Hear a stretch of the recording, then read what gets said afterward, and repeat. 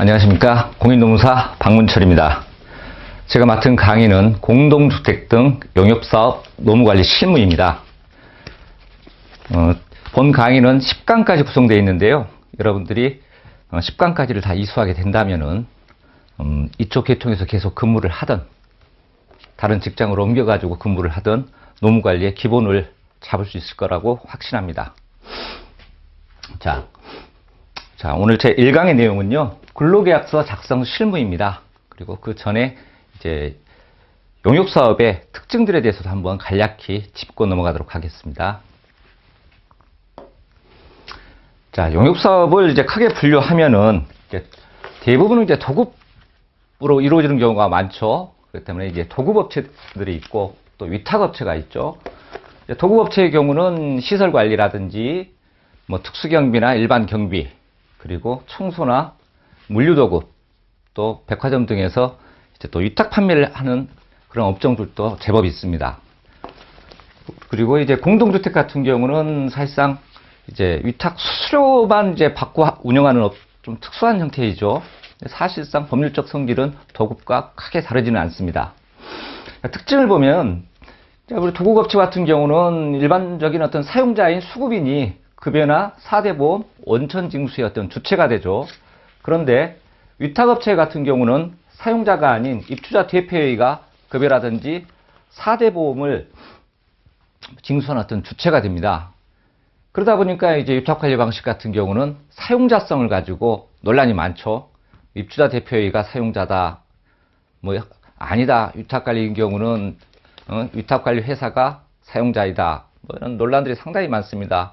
노동부 지침 같은 경우는 어떻습니까? 노동부 지침은 입주자 대표회의가 노무관리에 직접적인 어떤 지휘 감독을 하느냐 여부에 따라서 판단을 달리하는 경우 한다고 돼 있죠. 하지만 이제 실무적으로 2000년도에 이 음마아파트 사건이 있었어요. 이때 노동위원회에서는 입주자 대표회의를 사용자로 봤습니다. 그러나 행정법원이라든지 고등법원, 대법원에서는 모두 관리소장이 직원들의 근로계약의 당사자로서 어떤 지위를 갖고 업무 수행 과정에 있어서 구체적이고 개별적 감독을 한 이상 입주자 대표회의는 사용자로 볼 수 없다라는 판결을 하였습니다. 이 판결 이후에 저는 단 한 번도 입주자 대표회의가 사용자로 인정된 경우를 본 적이 없습니다. 그렇기 때문에 위탁관리 회사의 경우는 관리소장을 통해서 업무가 이루어진다는 점에서 위탁관리 회사가 사용자임은 분명하다 하겠습니다.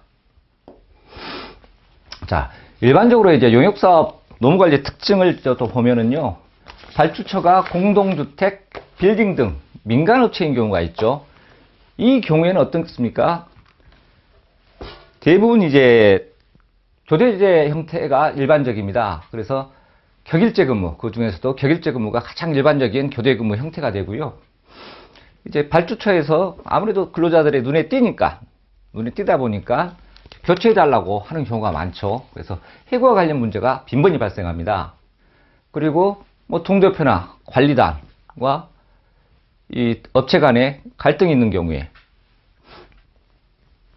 계약이 중도해지도 되죠. 그리고 이제 근로자의 어떤 개별적인 성향에 따른 진정 사건들이 상당히 많습니다. 그 다음에 이제 주요 쟁점들은 최저임금 관련된 부분들이라든지 해고 등이 가장 큰 쟁점이 되고 있습니다. 그리고 근로자들의 입퇴사도 상당히 유동적인 경우가 많죠. 그리고 임금 수준도 최저가 입찰에 의한 방식이 이루어지다 보니까 상당히 낮은 편입니다. 그리고 근로자들의 교체 요구 등으로 인해서 또는 뭐 일부 업체들 중에서는 뭐 퇴직금을 100%가 아닌 뭐 50%를 받기도 하고 70%도 받기도 하다 보니까 인위적으로 사람을 또 단기로 계약해가지고 내보내는 경우도 많습니다. 그러다 보니까 고용관계가 유지되는 경우가, 즉 용역계약 종료일까지 유지되는 경우가 그리 많지는 않습니다. 반면에 발주처가 공공기관인 경우가 있어요. 비교적 경제적 여유가 있습니다. 그러다 보니까 근무 형태도 격일제는 상당히 드물어요. 3조 2교대라든지 4조 2교대, 4조 3교대 형태가 상당히 많습니다. 그리고 발주처와 용역업체 간, 도급업체 간의 갈등이 사실상 거의 없어요. 다만 발주처는 자기들의 원청 정직원들과 뭐 상여금이라든지 이런 것들을 맞추기 위해서 이 설계 금액이라는 거 있는데 이 설계 금액대로 지급해 줄 것을 강요합니다.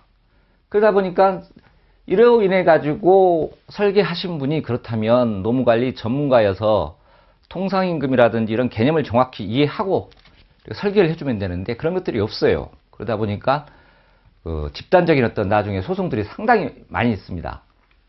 그 외에 발주업체와 계약이 중도에 해지되는 경우도 특별한 하자가 있는 한 없어요. 다만 급여 조건이 좋다 보고 또 인원이 많은 현장의 경우는 노동조합이 대부분이 결성되어 있습니다. 그래서 노동조합과의 어떤 분쟁이라든지 단체 교섭과 관련된 부분이라든지 이런 부분들이 상당히 이제 쟁점 사항입니다. 그리고 이제 용역 계약이 종료되고 나면 또는 종료되기 직전에 앞서 제가 얘기했지만 발주처 설계 금액이 잘못되어 있는 것을 이유로 인해 가지고 이제 일부 용역업체들 같은 경우는 발주처가 이렇게 하라 강요를 하니까 그에 따를 수밖에 없겠죠. 그러다 보니까 법을 지키지 않는 경우가 많아요. 그러다 보니까 집단적으로 진정을 하거나 고소를 하거나 또는 민사소송을 제기하는 경우가 빈번하게 발생합니다. 그 외에도 이제 특수경비 같은 경우는 교육을 했는데 연장근로수당이다 해가지고 청구하는 경우도 많고 또 이런 것들이 이제 주요 쟁점 사항이죠. 그 외에 현장 근로자의 입퇴사 등 변동은 거의 없습니다. 일단 눈에 띄지 않으니까 누가 바꿔달라는 사람도 없죠. 또 직접적으로 근무자들과 이쪽에서 근무하시는 분들 간에 대면할 기회도 거의 없습니다. 그러다 보니까 교체휴교는 비교적 없습니다. 그리고 따라서 이제 특별한 하자가 없는 한 용역계약기가 만료일까지 근로자와 고용관계가 유지됩니다. 자, 이 정도로 해가지고 용역사업의 이제 일반적인 특징을 한번 검토를 했고요. 이제 노무관리의 가장 기본이라 할 수 있는 근로계약서 작성과 관련된 부분에 대해서 한번 알아보도록 하겠습니다. 자, 근로계약을 작성하기 위해서는요, 가장 먼저 근로시간을 산출하면 되겠죠. 일반적으로 우리가 일반 사무직 같은 경우 8시간에 주 5일을 근무한다 그러면 사실상 표준 근로계약서를 작성해도 돼요. 하지만 용역사업은 어떻습니까? 교대조 근로자도 많고 또 현장별로 근로시간이라 휴게시간이 다 다르죠. 또 토요일 같은 경우에는 일반직들 중에서도 격주로 나오는 데도 있고 한 달에 한 번 나오는 데도 있고 다양합니다. 때문에 이 같은 근무 형태가 있을 때 8시간을 근무하고 사후적으로 8시간을 더한 부분을 정산해서 준다면 문제될 게 없겠죠. 그런데 이쪽 계통 같은 경우는 그게 아니죠. 월급은 정해놓고 사전에 예정돼 있으니까 야간수당도 별도로 구해야 되고 또 토요일 우리가 나와서 일반직 근로자들이 근무하는 시간에 대해서도 사전에 미리 근로시간을 산출해서 안 보내줘야 되겠습니다.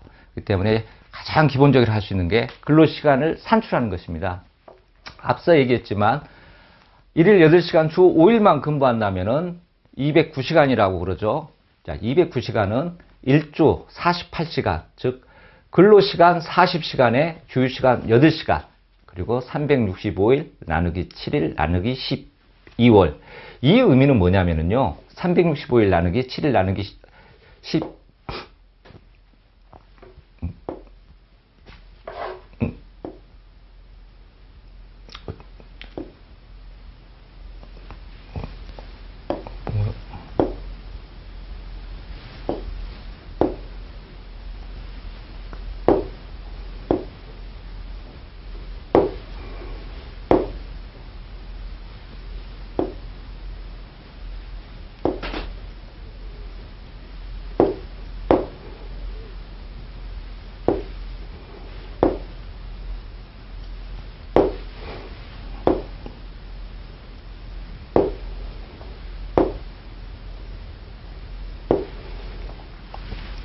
죄송합니다. 자, 월간 4.35주를 의미합니다. 그래서 모르신 분들은 그냥 48시간 곱하기 4.35주를 해도 동일한 209시간을 계산할 수가 있습니다. 그렇기 때문에 뒷부분이 좀 어렵다 싶으신 분들은 그냥 4.35주를 곱해주시면 되겠습니다.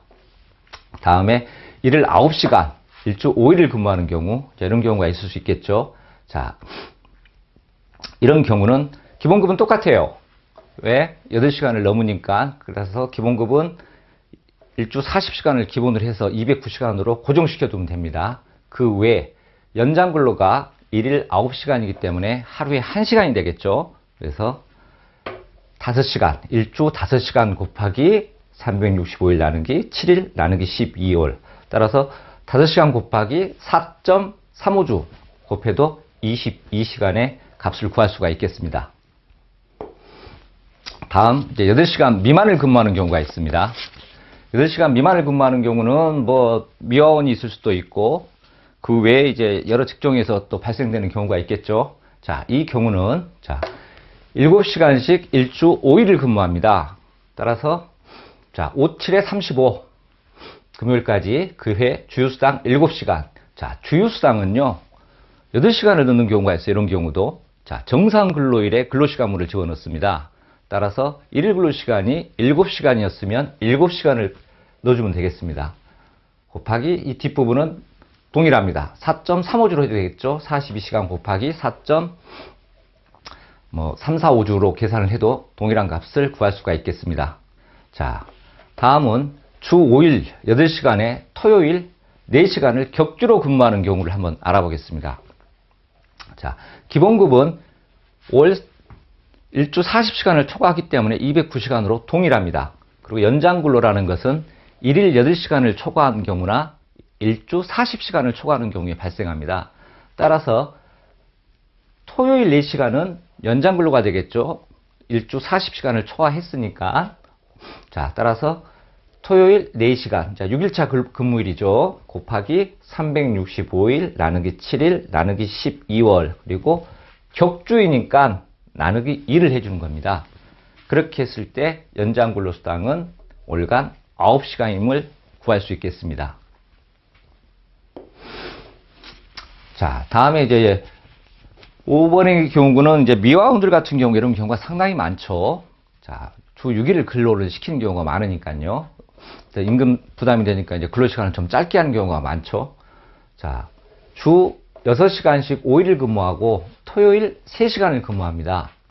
이 경우에 자, 월 소정 근로시간은 33시간. 왜냐? 6일 곱하기 5일은 30시간, 그리고 토요일 3시간은 33시간입니다. 따라서 1일 8시간을 넘는 날도 없고 또 어떻습니까? 일주 40시간을 넘지도 않습니다. 따라서 이 같은 경우는 연장근로는 비록 6일을 근무하지만 발생하지는 않습니다. 따라서 기본급은 일주 39시간에다가 뒷부분 아까 제가 4.345주쯤 됐죠. 곱해주면은 170시간을 구할 수가 있겠습니다. 자, 일부 이제 감독관들 중에서는요, 비례 계산하는 경우가 있어요. 그래서, 야, 이 사람 일주가 33시간이지 않냐. 따라서 8시간에 비례해가지고, 8시간에다가 40시간에 비례한 6.6시간을 주라고 하는 경우가 있어요. 자, 이건 잘못된 겁니다. 왜 6.6시간이 되지 않냐면요. 자, 제가 아까도 얘기했지만, 주 휴일은 정상 근로일에 근로시간물을 초과하지 않는다고 그랬습니다. 따라서 6.6시간은 평일 정상 근로일에 6시간을 초과하게 되죠. 그렇기 때문에 6시간을 그대로 해주면 되겠습니다. 자, 격일제 근로자를 한번 보겠습니다. 가장 일반적인 형태죠. 자, 격일제 근로자의 경우는 자, 휴게 시간을 8시간, 주간 2시간, 야간 6시간으로 설정을 했어요. 자, 이 경우 이제 감시 단속적 근로인가를 받았다고 쳤을 때 자, 총 24시간 중에서 휴게 시간이 8시간이니까 8시간을 뺀 16시간 곱하기 365일 중에서 격일제로 근무하니까 나누기 2일 그리고 나누기 12호를 하면은 월간 소정 근로 시간이 나오게 되겠죠. 그리고 야간 수당 감시 단속적 근로인가를 받아도 야간 수당은 적용이 제외되지 않습니다. 따라서 야간 수당은 22시부터 아침 6시까지 총 8시간 중에서 야간 6시간 휴게니까 2시간 곱하기 365일 나누기 2일 격일제니까 나누기 12월로 하면은 계산할 수 있겠습니다. 자, 다음엔 이제 감시 단속적 근로인가를 받지 않은 격일제가 있죠. 대부분 이제 공동주택 같은 사업장 같은 경우는 감시 단속적 근로인가를 받으니까 문제가 되지 않는데요. 실제적으로 공동주택 외에 뭐 특수경비라든지 하는 경우는 감단 승인을 잘 안 해주는 경우가 많아요. 또 일부 어디입니까? 우리 찜질방 같은데 기관기사들 같은 경우도 일반 업무 시간이 좀 많다고 그래가지고 안 해주는 경우도 많습니다. 이 경우는 그러면 어떻게 계산을 하느냐? 자, 소정근로시간은 일일 8시간이에요. 그래서 8시간 곱하기 365일 나누기 2일 나누기 12월 하면은 122시간이 나옵니다. 여기에다가 주휴수당, 우리가 감단 승인을 받았을 경우에는 주휴수당이 주휴일이 적용이 제외됩니다. 따라서 주휴수당이 발생될 여지가 없죠. 그런데 감단 승인을 받지 않았으니까 8시간 곱하기 월 4.345주를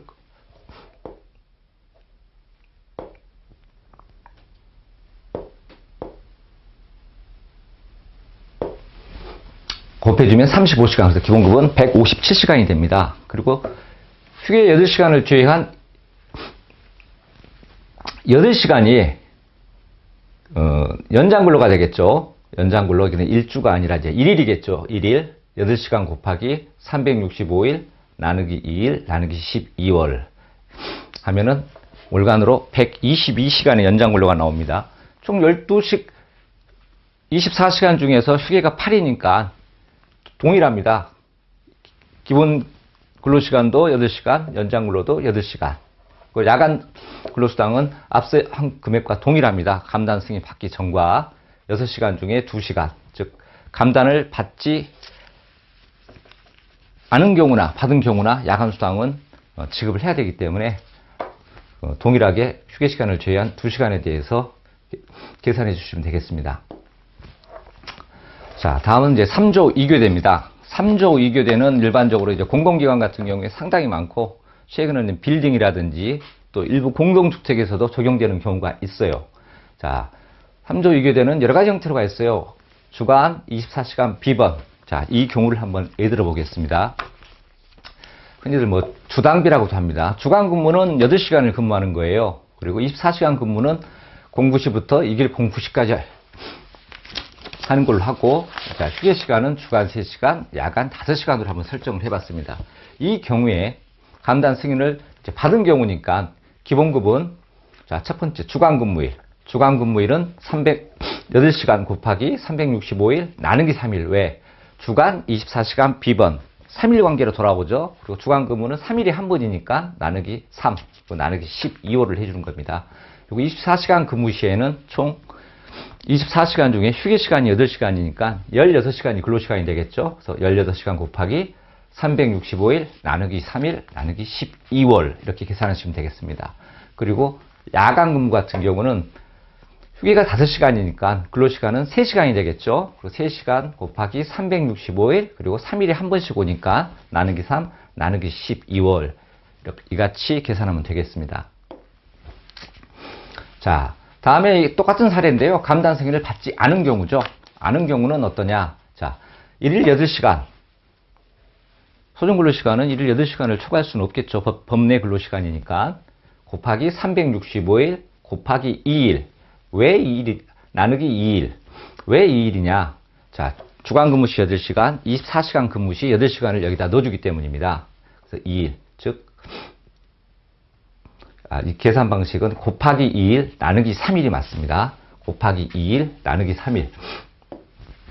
자, 이걸 곱하기 2일 여기가 나누기 3일 나누기 12월 하면은 162시간이 나올 거고요. 일주 주휴수당으로 35시간을 주면 기본급으로 할당된 시간은 197시간이 나오겠습니다. 그리고 연장근로수당은 자, 총 16시간이었죠. 24시간 근무 시에 기본급으로 8시간이 안분됐습니다. 따라서 남은 시간은 8시간. 이것이 연장근로입니다.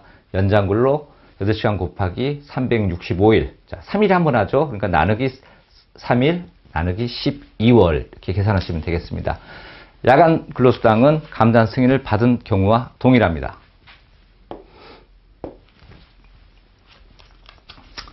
자, 이번에는 이제 임금을 배분하는 경우입니다. 자, 이렇게 우리가 근로시간을 산출을 했지 않습니까? 그러면 이제 임금을 배분하면 되겠죠? 이 경우에, 자, 244시간 야간 근로수당 31시간이 나왔어요. 자, 최저임금이 10,000원이라고 쳤을 때, 자, 최저임금으로 하면은 얼마를 지급하면 되느냐. 이거 계산할 때는 간단하겠죠. 244시간 곱하기 10,000원을 주면 될 거고, 야간 근로수당은 32시간 곱하기 10,000원에다가 50%를 곱해주면은 그 값이 나오겠습니다. 그래서 나온 값이 이 금액입니다. 자, 그런데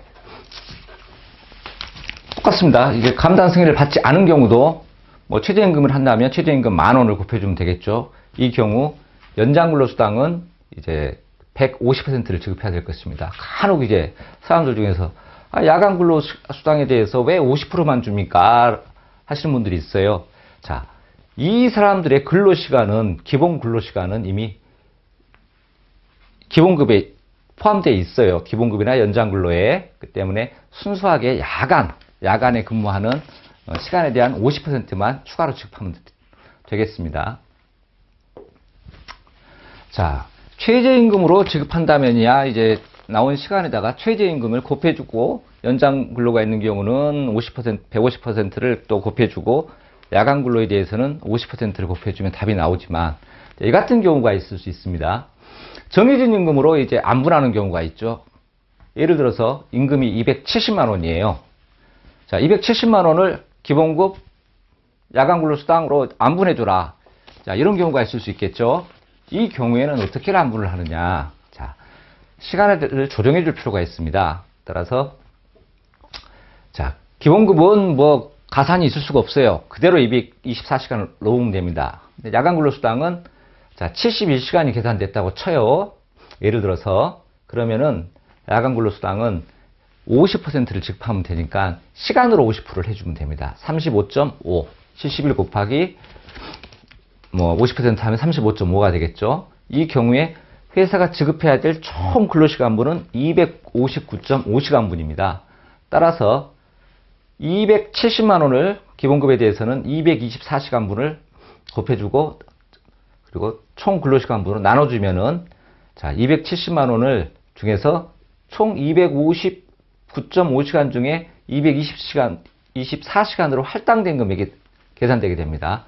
야간 수당도 마찬가지예요. 270만 원 곱하기 35.5 나누기 총 근로시간분을 나눠주면은 이렇게 기본급, 야간 수당 동일한 값이 동일하게 안분이 됩니다. 그리고 두 개를 합하면은 270만 원이 정확하게 일치하게 됩니다. 물론 엑셀을 할 수 있는 분들은 목표값 찾기 기능을 통해 가지고 얼마든지 또 달리 방법을 구할 수도 있겠습니다. 자, 다음은 이제 식대나 직책수당이 통상임금에 포함된 경우가 있어요. 이 같은 경우 이제 임금을 안분하는 방법입니다. 자, 1단계는 기본급, 직책수당, 식대는 모두 통상임금입니다. 따라서 기본 시간을 조정해 준 다음에 이 항목들을 두지 말고 기본급, 연장, 야간 가지고만 계산하시면 됩니다. 1단계는 앞서한 방법과 동일하게 계산을 하십니다. 그 다음에 2단계는 기본급에서 빼오는 거죠. 아까 1641, 677원이었죠. 식대 10만원, 직책수당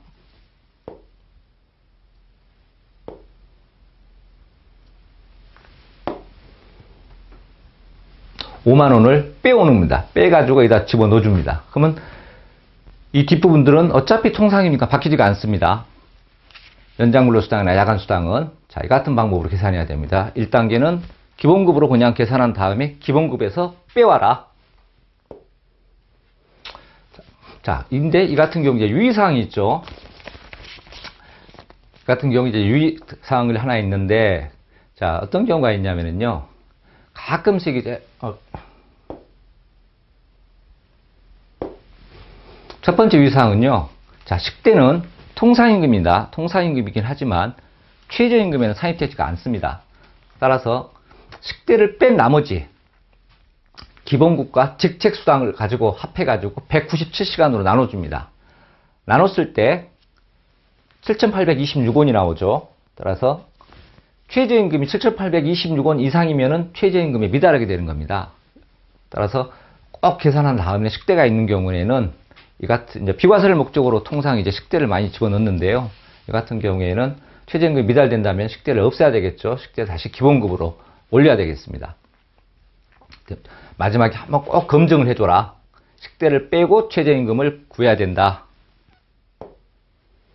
자, 두 번째로 일반 이제 공동주택이나 이런 데 보면은 똑같아요. 경비 반장이 있죠. 경비 반장이나 이런 사람들한테 어떻습니까? 기본급은 똑같고 직책수당만 5만 원 더 줘요. 자, 이 경우에 뭐가 문제되냐?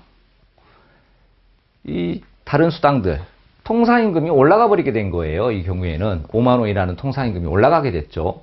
따라서 이 야간 근로수당이 사실상 적게 책정됩니다. 적게. 똑같이 맞춰놓고 요거만 갖다 놓으면 이 경우에는 어떻게 하느냐? 이 제대로 이제 계산을 해야 돼요. 똑같이.